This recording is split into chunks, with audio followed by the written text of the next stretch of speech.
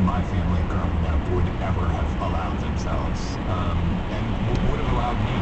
Tell me more about that and how the socks versus the trophy from the hot rod contest, what that says about what class you're in today compared to where you grew up and how you grew up and who you were when you grew up. I hate to be like so essentialist about, working class people are this way and like the class that I'm in now is this way. But I think, at least in my experience, clothing for my family was just a practical thing, I don't think there was a lot of wearing things necessarily for fashion. Although my stepdad would always buy Hawaiian shirts from this store called Pick and Save, which was a discount store. But I exist in, I work in media. I live in a pretty upper middle class suburb of New York City.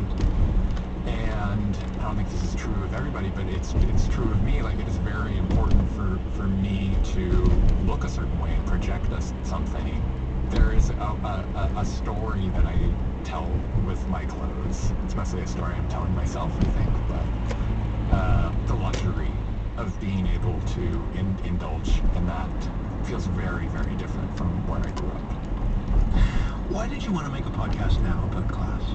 And the things, as you say, that we don't talk about, the things that we're often really uncomfortable in talking about. I mean, I wanted to make it because in some ways this has consumed me my entire life. Consumed you? Yeah. It is a thing that colors everything that I see. And I have been deeply uncomfortable for a long time about where I come from and the place where I exist now and which place do I actually fit in. And I don't know, so much of this stuff was stuff that was just in my head, and I thought other people must be dealing with this too, and that if I could talk to people and just sort of lay it out, the power of it would diminish a little bit somehow. We should define what class is, because I think part of the issue here is that in not talking about class, maybe people don't understand how class is different from something like wealth. What is class, exactly? I mean, the way we came to define it for ourselves with this show is that it's not